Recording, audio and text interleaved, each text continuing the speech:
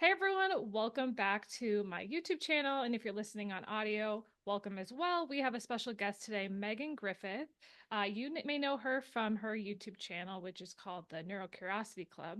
And I was actually on YouTube one day and I was looking at different topics and I was trying to think of content ideas and I found monotropism. I listened to an episode of a podcast about it. I thought it was really interesting. And I saw she had done a couple of videos about it. So I reached out to her and we connected and we actually did an episode over on her channel as well, all about Notion. So if you want to go watch that, go ahead and listen. But I want to have her introduce herself and kind of explain a little bit more about her channel and about herself, and then we'll kind of get into that topic. So welcome to the channel.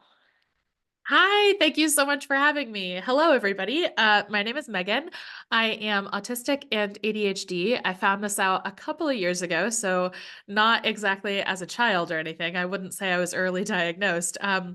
But I found out I was autistic and ADHD a couple of years ago, and I am now a life coach for autistic ADHD or ADHD, which is people who are both people. And I just love creating content about what it's like to be autistic and ADHD because it is such a unique experience. It is so different from being solely autistic or solely ADHD. Um, and I just, psychology and what it's like to be a person have always kind of been my special interests. So I feel really lucky to have this job and be able to coach people and educate people. Yeah, I love psychology. I'm a big fan. So I read a lot of books. So I was like, yes, awesome. So can you explain a little bit about what this topic is of is it monotropism or is it monotropism? I'm trying to remember how I've it's. heard it both ways. Okay. So can you explain what it is and maybe how you found it or what like maybe your experience with it? Because I think it's a new term, right? It's only been out in the last like couple decades. So it's not something that even like we knew about when we were children. Yeah. So the idea of monotropism was developed in 2005 by Dinah Murray, Mike Lesser, and Wendy Lawson, whose names are just similar enough to make that really hard to remember. But yeah, I believe those are their names. So they worked together to create this paper that I think was just titled Monotropism. So you can go ahead and search that, or I'll send you the link and we can put it in the Yeah. description because it's really fascinating. And the way they described monotropism, I think they did such a great job explaining what this was. So I'm just going to use their analogy because I think it's the best one. And that is everyone's attention is a finite resource, right? No one has infinite amounts of attention, even though sometimes neurotypicals can feel that way, which is fine. But in reality, we all have a limit. And the way we utilize our attention differs. Like just different people utilize attention different ways. And there are patterns in the types of people who tend to utilize attention in very specific ways. So neurotypical people or people who are not autistic, not ADHD, not OCD, those sorts of things tend to be polytropic, which basically means they use their attention sort of like a lantern, right? So the light goes out in every direction, but it doesn't go super duper far. Whereas monotropic thinkers, people who are ADHD, autistic, OCD, things like that, tend to think more like a flashlight.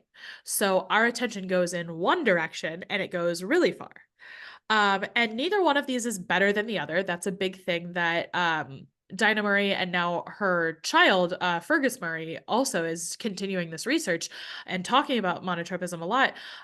They have all said, it's not a good thing to be monotropic. It's not a bad thing to be monotropic. It's like having red hair. It just is, it's Yeah. just the way your brain works. Yeah, so I did listen to him. That's the guy that I heard on the podcast. He was on somebody else's podcast and I listened to him talking. So so basically it's kind of what a lot of people sort of knew. It just gives it a name, right? Like I think a lot of people sort of knew this. We've heard the term like special interest and that sort of thing in the neurodivergent community.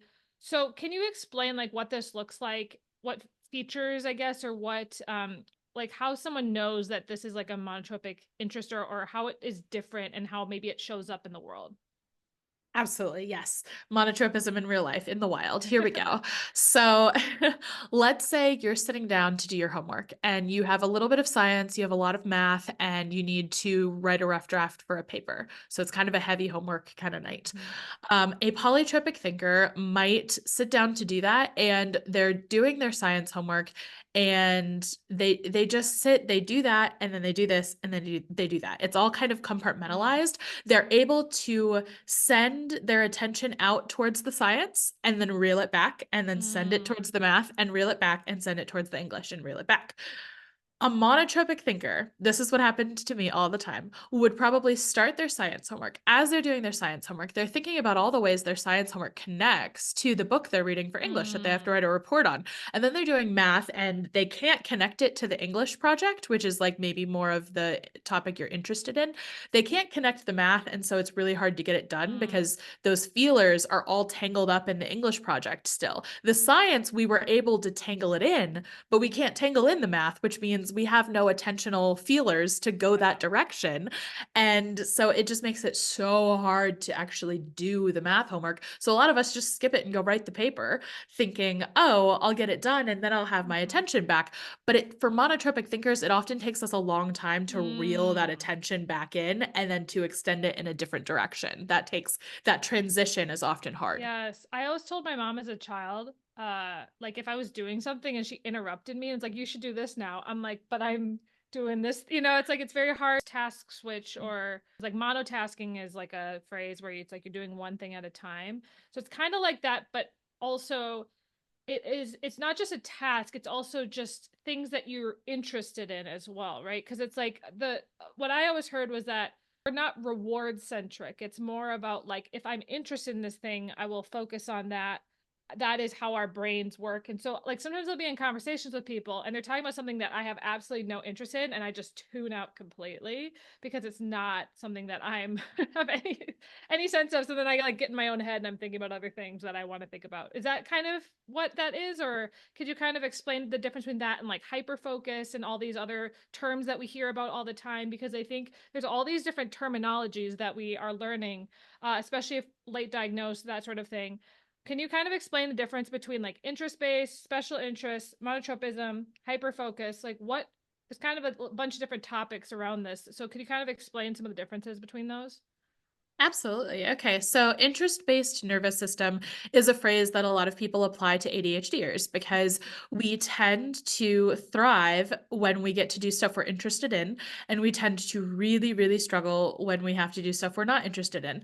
And the main reason for that is somewhat related to monotropism, but it's also related to the way our reward processing and our Mm-hmm. dopamine works. Mm-hmm. So a lot of neurotypical or non-ADHD people, they can do something hard because they know the reward is coming at the end. Mm-hmm. For ADHDers, when we get to the end, that burst of dopamine that's supposed to happen often doesn't happen. And so we get no reward. And so it makes it really hard to do stuff that doesn't have intrinsic dopamine, which is Mm-hmm. stuff we're interested in. So that's Mm. kind of that idea. Okay. Um, Hyperfocus is usually considered to be specific to ADHD, although I've seen conversations about it existing in other neurotypes as well. But it's basically when you hyper focus on something. Like it's pretty Mhm, self-explanatory. It's when you sink into something. This mhm, I do think this is pretty related to mhm, monotropism. It's mhm, in neurotypical people, sometimes they call it a flow state. mhm, This is an example of like mild monotropism happening for mm. neurotypical people, but for ADHDers, we call it hyperfocus. Or like a hyperfixation is like Mm. when you have a monotropic interest in something that lasts a couple weeks or maybe months. And then an autistic special interest is something typically that lasts months, maybe years, potentially a lifetime. Gotcha. That makes so much sense because I feel like, yeah, sometimes it's like very short-lived interests. So like whether it's a Yeah. hobby or something, but then there's things like that last my whole life that I'm like, I have been interested in this since I was 5. And Yes. then there's also like new things that have come about that I'm like now interested in and that have maintained for like for example Notion for me is one where I discovered it 3 years ago, but if I had discovered it earlier I think I would have also been very interested in it. It hasn't been a lifelong interest, but it has been collecting information as a way to apply that to something else.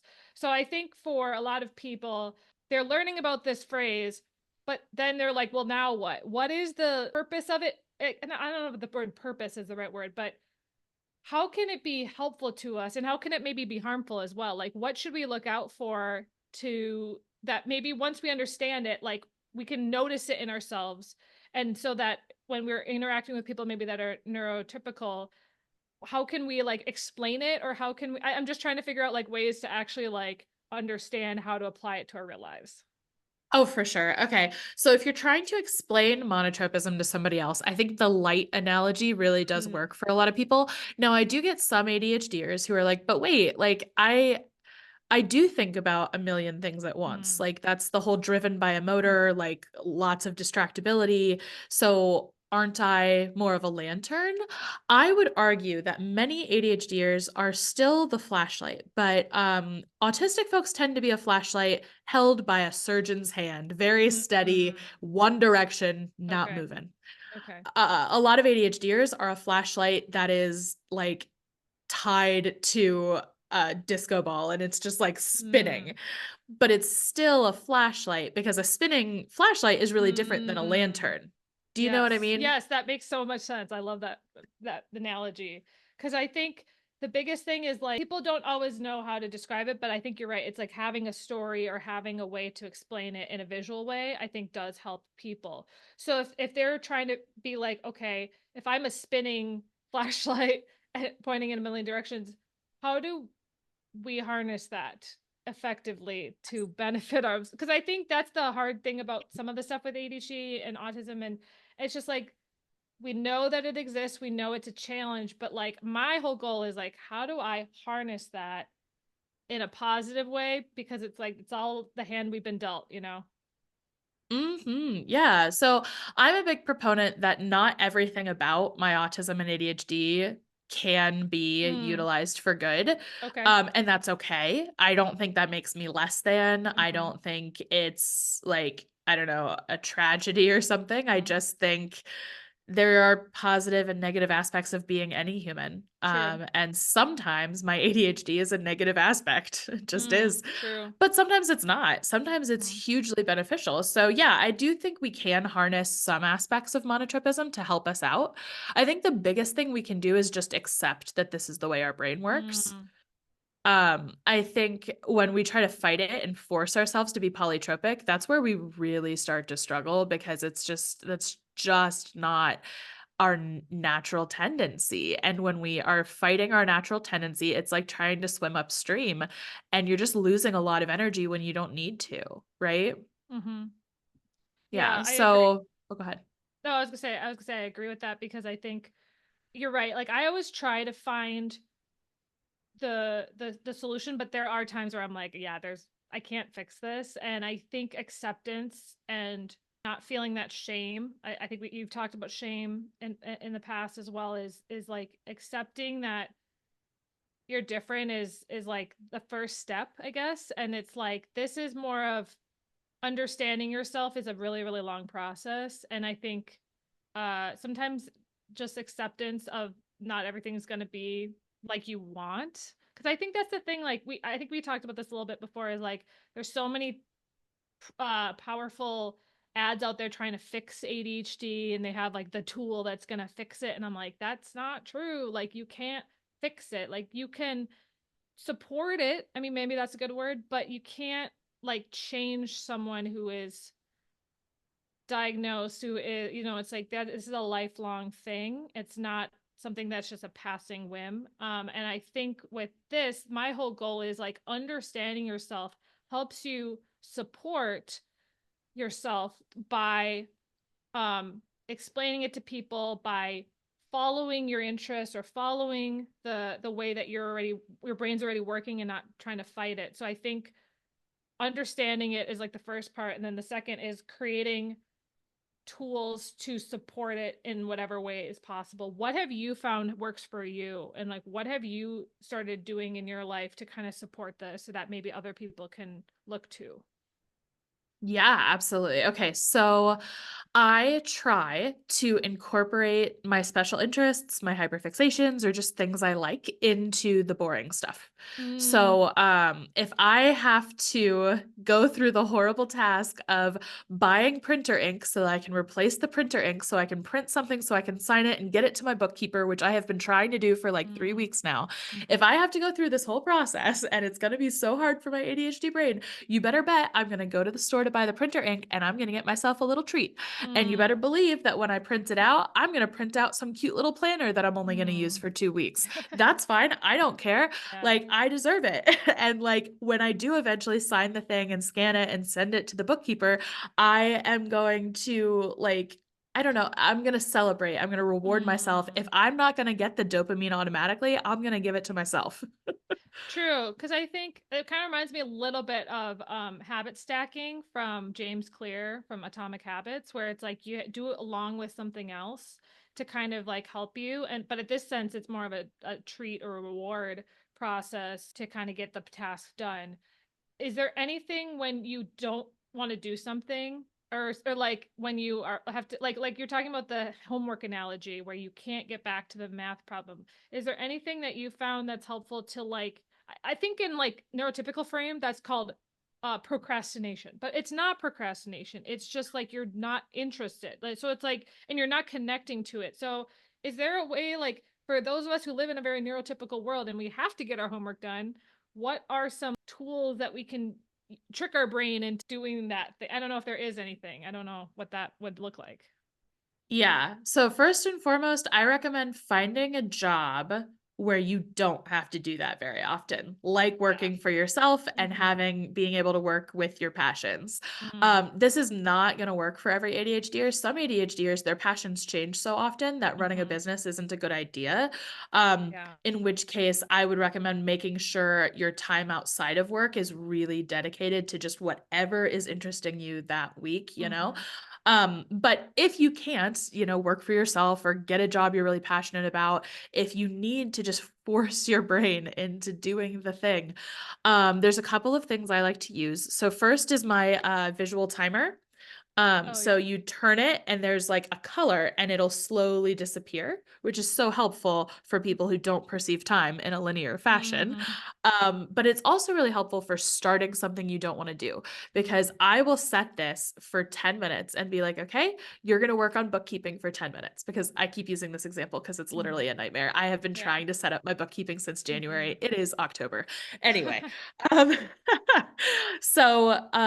what I will do is I will set the timer for however long I think I can manage, and then I will just work on it that long. And when it's done, I am done. This Mm. isn't a trick. This isn't a way to convince myself to do it longer. This is just if we do this for 10 minutes a day, every day for a week, we will get it done, you know? Yeah. So that's one big strategy I use. Others, it's gone again. That's okay. It'll come back. Well, I know you had a product. Is there any other products that you use, like productivity products that, like, while you're sitting at your desk that you find helpful, or any apps that would help with this? I'm always a big app person. Is there anything that you found, like a time tracker or something where it's like, or something that rewards you every hour or something? Like, I'm curious if there's anything that you use. I don't. I tend to be a little bit more of a fly by the seat of my pants type of person because I find that planning for me, I can only do a little bit. If I start to Same. plan too much, I get diminishing returns and Yeah. it becomes more of a time waster than anything. Same. It's so funny because I do like social media marketing. So it's like you always got to have a plan. I'm like, nope, every day. I'm like, what am I doing today? I don't know. Like I'm not a big planner. I'm Exactly. not a big planner. And that has kind of kicked me in the butt as a business owner is people are like, what's your 5-year plan? I'm like, I don't know what I'm doing tomorrow. I really don't think that far ahead. And it's because it's like I can't visualize it. And it's like I know I'm gonna change my mind anyways. That's my thought. It's like I'm gonna change my mind anyways. So out a week, awesome. That's like a huge accomplishment for me. So, Exactly. I just think it's so much easier because if I make a plan and a really like structured plan one day and then I wake up the next day and I'm supposed to follow this plan, I could be a completely different person the next day with mm, completely different needs yeah. and this plan no longer serves me and then I wasted my time. So I guess I take a very intuitive approach to my Mm, day and my ADHD. I mean, I take a very intuitive approach to my ADHD, but I also like utilize medication and therapy, and mhm, so there's like a mix. But when it comes to planning my day, I usually start with a brain dump, like, okay, here's kind of mhm, what needs done. One of the tools I really like doing is I will make a bingo board. So I'll just draw like a 9 by 9 mhm, grid and I'll write 9 things that need done. My job is mm. not to do all 9 things. My job is just to get a bingo Oh, I somehow. love that. That's a good So it's a idea. game. I feel like you could like make that and like sell it or something. Like that could Oh, be probably. That like would a be great. Canva template or something. I don't know. But I think that's such a good idea. I had the thing where you get a bunch of popsicle sticks and write like meals on them, and then you pull one out, and that's like the meal you have for the day or something. Because then it's like I don't know, that's something I saw online, and I bought a bunch of popsicle sticks. Have I used it? Not really, but like I bought it with the intention to use it.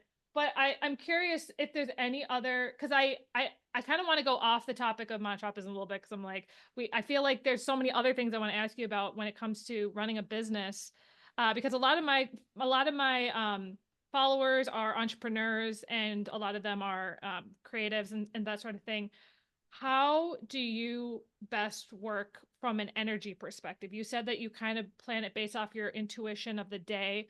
Do you like how do you know what's the next thing to do? Like do you just kind of Mm. decide? Like that's always my struggle is like what should I be doing next? Because it's like I've asked people this and they're like, "What are you talking about? I just do the to-do list." I'm like, but like there's eight things. How do I prioritize No. that? So it's like I'm like which one that's my struggle is prioritization. That's a huge struggle for me is like okay, they're all things I need to do, but I'm like, how do I know which one is the next thing to do? And then all of a sudden I'll do something completely that's not even on my list that like I want to do because it's not because I'm trying to avoid the other things I want to do. So how do you like do that? Like how do you follow what you need to be doing versus what you want to be doing? Oh my goodness. Okay, so if I had to guess, you are probably not avoiding the things on your to-do list. You're avoiding making a decision about what to do, True. which are That's true. different things, you Mm. know? Hmm. So, what we need is to be able to make a decision. So, one of the apps I actually do use is called Decision Roulette. And you Ooh, literally just type in all the things you need to do, and then you spin a wheel and it I picks love for you. that. And then you just do the thing. I'm downloading it right now because that honestly is like probably I was gonna say that's probably top five for me, like biggest struggles is decision making. I have so many things. I sometimes over extenuate myself and I like commit to too many things. And then so many people are waiting on me and I'm like, it's just like, nope, I just want to read a book. That's like me Yes. all the Oh time. I'm my just no, I just want to goodness. read a book. So yesterday was one of these days where I'm like, I don't want to talk to anyone. I just was in mode of like, it's officially fall. It's October 1st. I'm like, all of a sudden it's got cool out. I just want to like cuddle at home and just brainless tasks on my website. So I did that, but then I have clients to get back to and they're waiting on me. So I think that's a big struggle for me is task management mixed with motivation and decision making. So, and I know a lot of it is dopamine related as well. So is there anything else that you've found that is helpful for you, whether it's a tool or even like a mindset around that? Yeah, one thing I'm really working hard to implement in my businesses right now is boundaries Ah, because I think sometimes I'm like, yeah, but clients are waiting on me and like all this. And mhm, I think it's helpful to say, I will get back to my clients within 48 hours. Now, if mhm, we are approaching that 48-hour mark, or if we're even past it, then yes, that goes to the top of the priority list. But if we're not approaching 48 hours and I feel drawn to do something different, I let myself do something different and I let go of the guilt because I know I have 48 mm, hours. I've got that boundary in true. place. Do you explain that to your clients as well? So they know, Yeah. okay. Because Yeah. I I like let probably people don't. I probably know. don't. Because I feel like people like know that I'm ADHD, but they might not get that. You know what I'm saying? It's like generally an idea in their mind. I literally have seen your text. It's sitting there like looking at me, and I know I haven't texted you back in 3 days, but I'm like, I know it's there. I just haven't done it. I just had that happen today, where a woman texted me on Friday, and I just got back to her today, and I'm like, it's been sitting there. I've seen it. I just haven't done. And Yeah, it's but like I a mean, if quick you think text. about it, so they texted you on Friday, Yeah, weekends don't count, then Monday, exactly. Tuesday, and you Yeah, responded on Wednesday. That's like, to yeah, me, that's not that bad. yeah. But That's my uh, brain too. That's how I think. something that helps me, what type of learner do you tend to be? Like, are you more auditory, more of a I movement would say person, visually. I visual? would say visual Okay. and like books. Like I don't like listening to audiobooks. I I like seeing it printed. I would say I'm a reader. Like that's how I learn is reading for sure. And also I love like frameworks and acronyms. So I'm actually writing a book right now and I've decided my whole book is going to be in acronyms. Like the whole book is an acronym and then each chapter I'll announce it now. It's going to be called Focus. That's the name of the book. And FOCUS is an acronym. And then each of 5 parts of the book is one of those letters. So it's like, and then each of those has its own framework. So I'm like, I have it all mapped out of what I want the book to be. Cause I learn every time I read a book, I'm like, I hope that they have like a framework or an acronym that I can remember because I don't have something I can remember, I'm going to forget it. So for me, I love books like, that's why I love Atomic Habits. It's a great book because he has so many little like catchy frameworks or phrases that you can then share with other people or like you remember yourself. And I think that's what I want to have in my book and is something that somebody can be like, oh, well, this is this model or this framework. And that's something that they can teach and I can teach it as well. So why did I bring that up?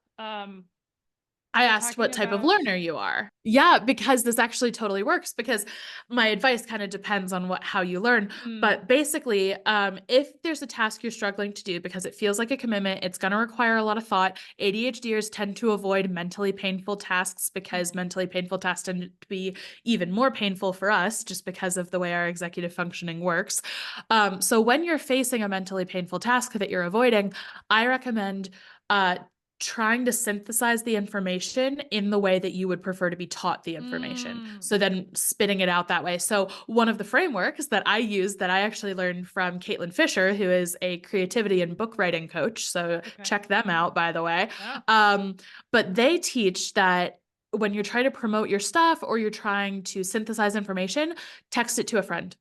Just text a Mm, friend the simple but bare bones basics, and that will give you the most important pieces of what you're supposed to be remembering and mm. saying. So you're saying immediately after learning something, you would like just basically explain what it is, like you're talking to a friend. Is that You like is can that do immediate? that, but like let's say you had this email from this person, right? And you're like, Mm-hmm. "Oh, I'll get back to you." And then you keep putting it off because you're going to have to Mm. formulate some kind of response and you don't Yes, really know what to yes, say. yes, exactly. Instead, just text your friend and be like, "Hey, I need to respond to this guy. Here's the basics of what I need to Mm. say to him." And then send that and then use that to build the real email. Gotcha. Okay. So it's like it's because I've heard there's like a phrase. It's like if you can explain it to a 5-year-old or something. Like there's like a whole thing where it's like you kind of have to dumb it down for Mhm. it to be understood by you. Listen to a presentation.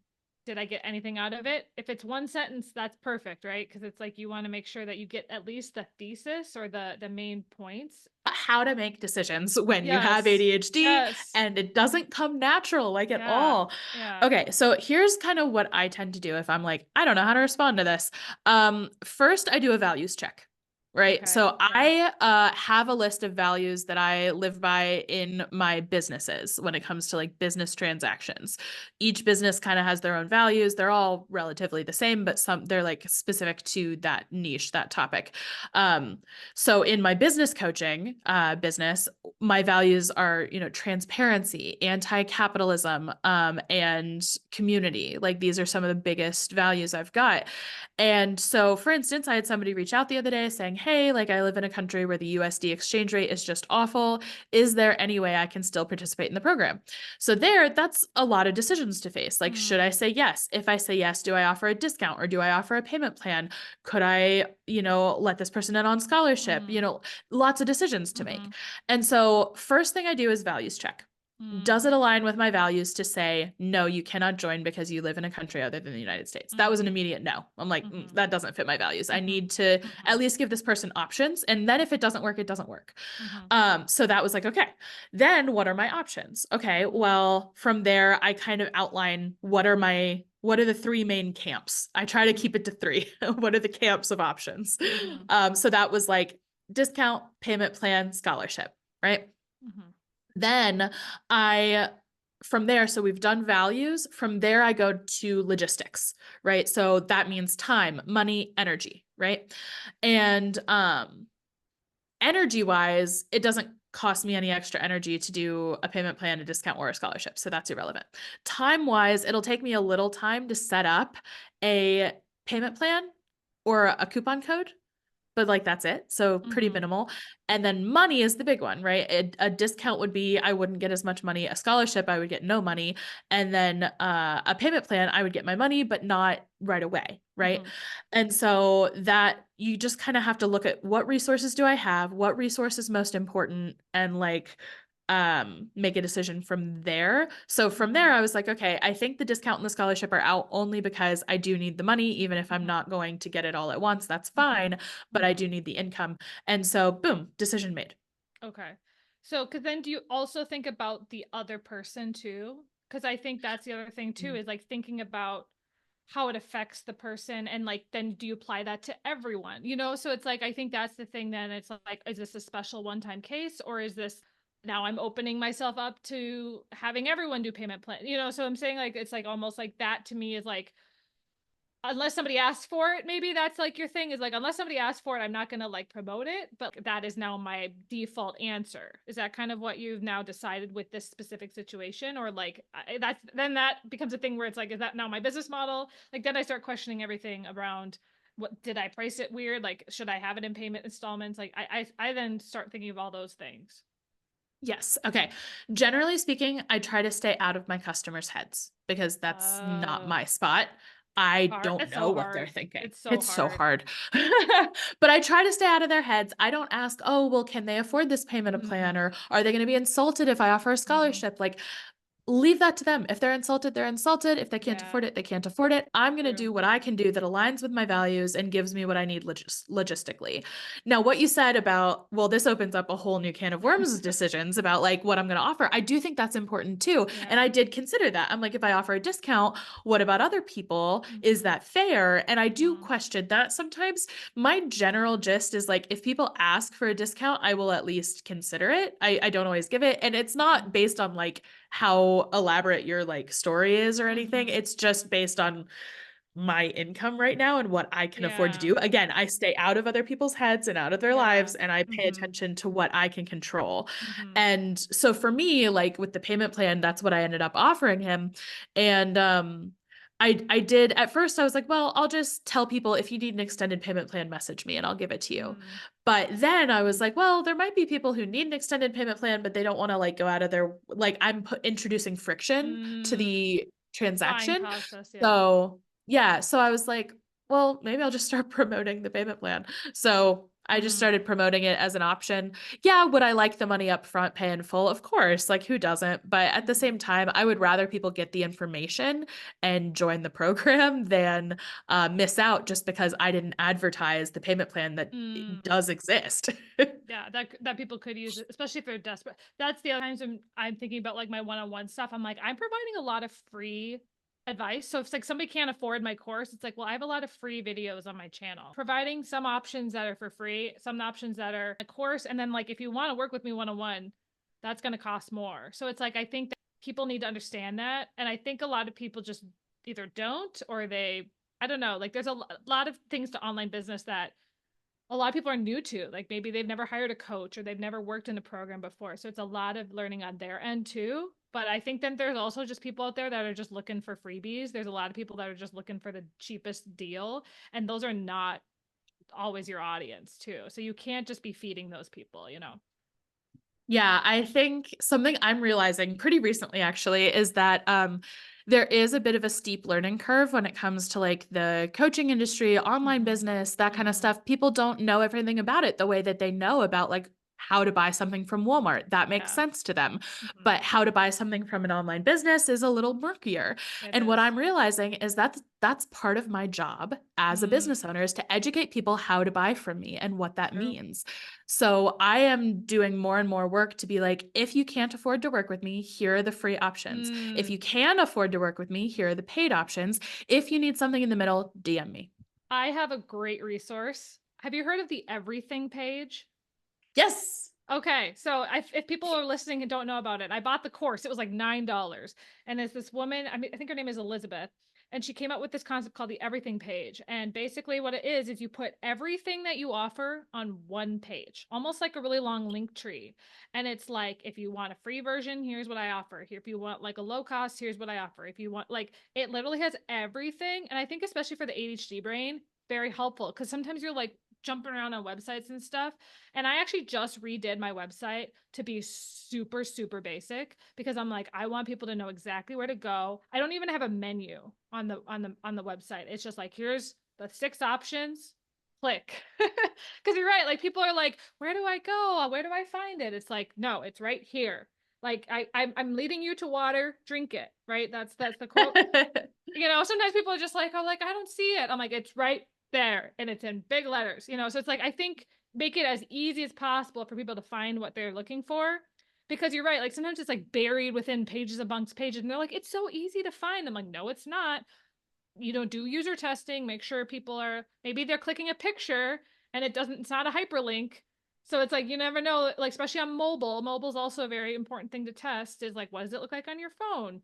Sorry, this could go down a rabbit hole because I teach marketing as well, so it's like I'm like, you gotta do it in a way that gets people to click on stuff.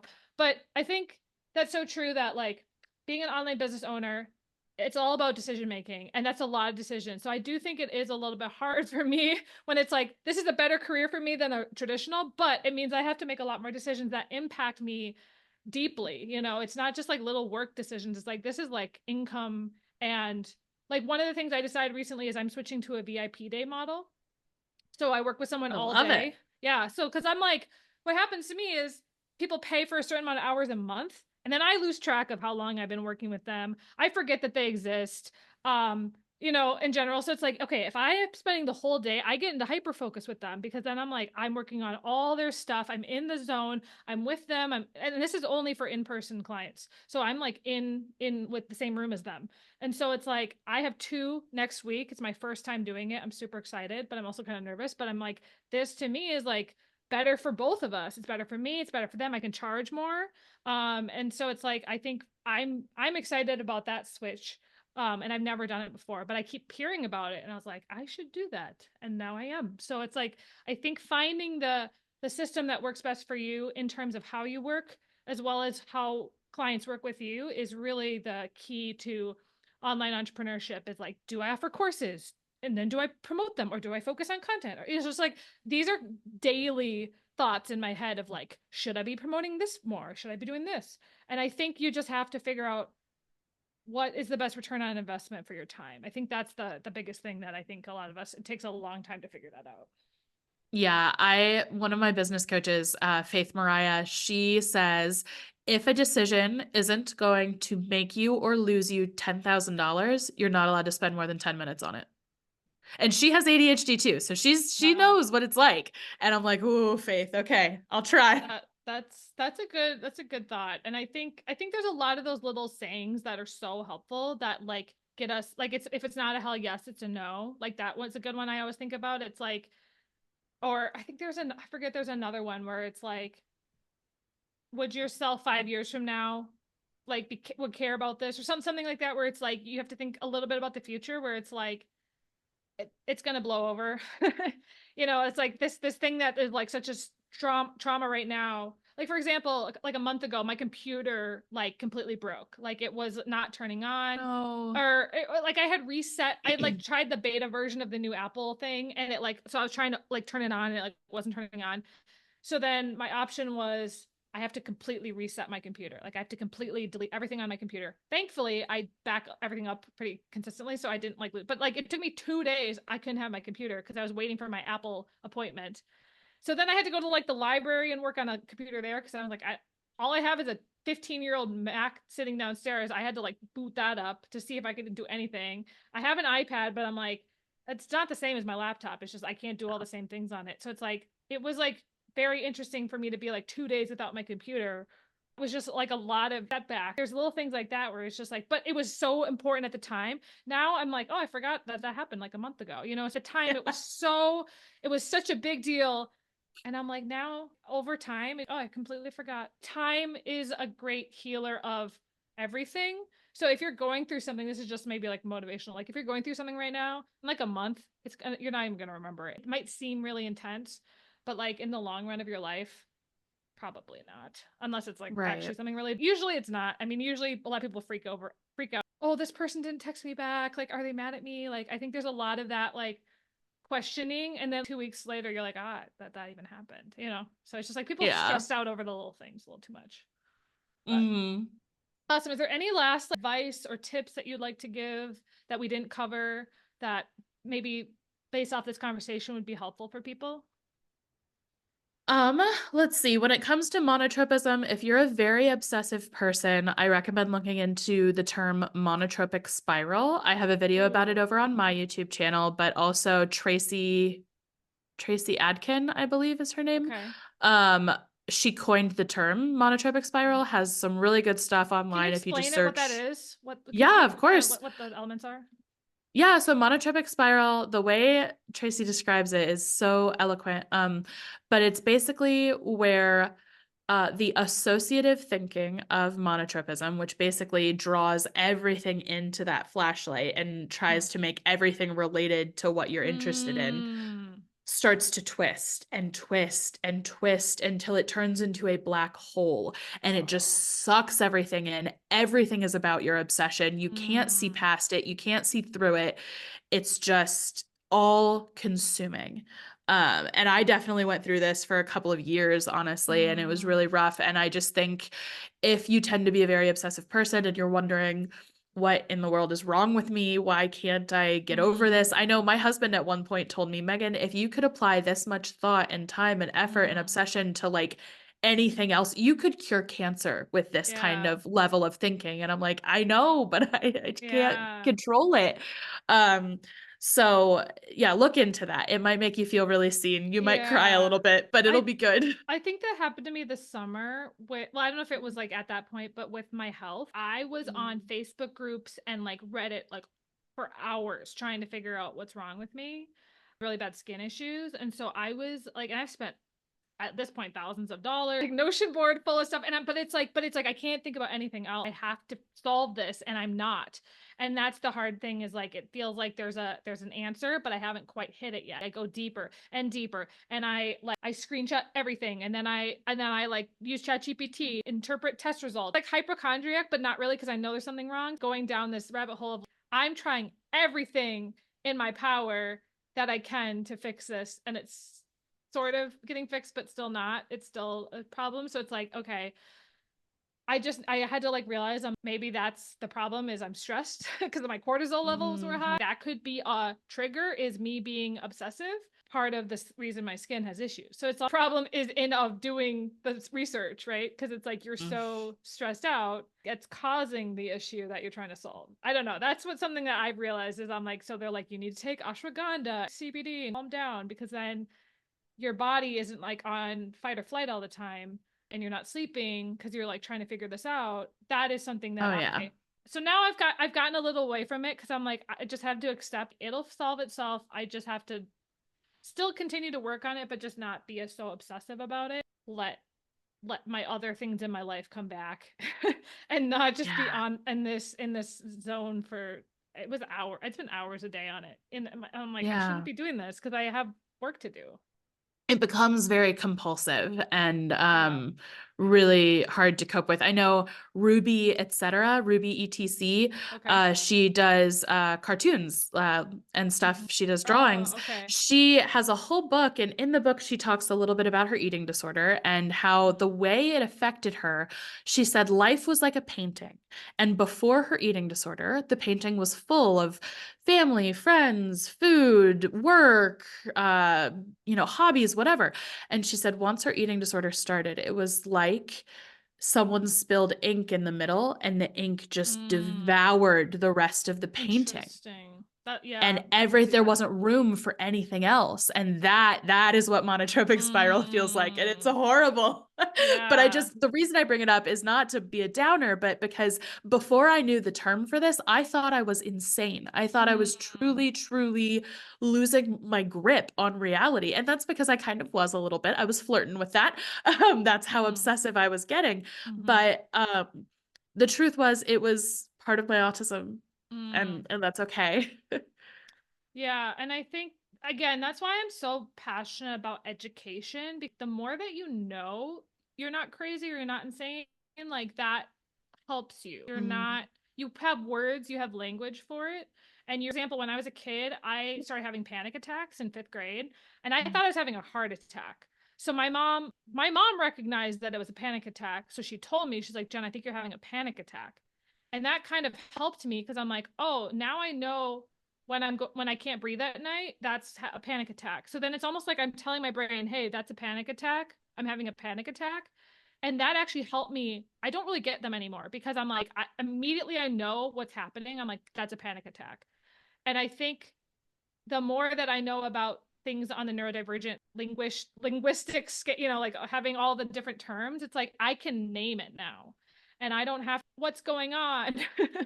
I don't like being in the dark. And that's why, like, with all my skin issues, I still feel like I'm in the dark and I don't know what's going on. So that's where, when I'm in the dark, I'm clawing out. I'm trying to get out of the dark so hard. That's maybe what I'm like into, is like, I want to find the truth or the answers so hard, and like I'm getting closer to like getting out of the dark, but yet it still feels I'm still going towards it. And that's what I think. It's getting lighter and lighter, but I'm not quite at the sun yet. So I think that's maybe what my goal with my YouTube channel is like helping people get a little bit closer to where they need to be, but yet not going into those spirals either, because I think that you kind of get stuck sometimes. Yes. Yeah, 100%. So yeah, that's what I want to leave you with the monotropism. Just look into all the different terms. It's really helpful. Yeah. When it comes to running a business with ADHD, I think the biggest thing I would want to leave people with is just that it's a really great option for so many of us, and it's not a great option for so many others of us. And either way is fine. It's I think sometimes ADHDers feel like double the shame because it's like, well, my brain isn't really built for a 9 to 5, but I struggle even harder with working for myself. So am I like bad at being a human, but also bad at being an ADHDer? Like I'm bad at all of Yeah. it. And Yeah. I just want you to know you're not bad. You're okay. You're really, really okay. Yeah, and I think that's my goal, is for those who want to be entrepreneurs, my goal is to try to help them Hmm. be entrepreneurs, because it is another, because I have been an entrepreneur on and off since I graduated college. And so it's like I have 10 years of, sometimes it works, sometimes it doesn't. And sometimes I'll get a job and sometimes I'll be an entrepreneur full time. I have gone back and forth many times. There's no shame in quitting a job, and there's also no shame in not having a business workout, because I think that's the thing, is I think I was shamed either way. It's like people are like, "Oh, you don't have a real, like, you don't have a job." I'm like, "Well, I have a business." But then when I'm at a job, I'm like, "Oh, I hate this." It's like I want to have my own thing. So it's like I'm constantly battling that. That has been a very long-term thing. But I realized is like you can make money in a lot of different ways. You just have to try this is like maybe my fourth business too. Like I've tried a lot of different things. I used to be a wedding videographer. I used to sell stock photography. Like I've done a million different things, and every job gets me closer to where I should be. And I think there is a journey involved, and it's going to take some time. I'm definitely at a much better place of knowing like where I want to be than I was 10 years ago, where I was like, I have the world at my oyster. I'm good at knowing what not to do. I don't want to be and I don't want to work in science. I don't want to work in math. So it's like it gets rid of those entire industries, and then I get closer and closer to finding the exact thing. And a lot of people just don't spend the time looking. They're just like, whatever is available, that's what I do for a living. I need to actually really like what I do. So that's my 2 cents too. Sorry, I'll go on a Hmm. tangent. I'll go on a tangent forever about that. Awesome. Well, thank you. So how do people find you online? What is your website? If they want to work with you, join your neuro curiosity club, how do they join? Absolutely. So if you're looking for help and assistance and coaching with autism, ADHD, other forms of neurodivergence, you can find me on Instagram and YouTube at the Neuro Curiosity Club. That's also my website, theneurocuriosityclub.com. If you're looking for help with business stuff, I am also a business coach. You can find me on Instagram and YouTube at the Chaotic Entrepreneur. I am accepting one-on-one clients for both right now. So that is an option. Feel free to just DM me over on Instagram. Awesome. Well, thank you so much for coming on. And if you guys haven't seen the episode over on her channel, I'll leave it in the link below. We talk a lot about Notion, which I know you guys get a lot on this channel. Anyways, well, thank you so much for coming, and I'll talk to you guys next time. Bye.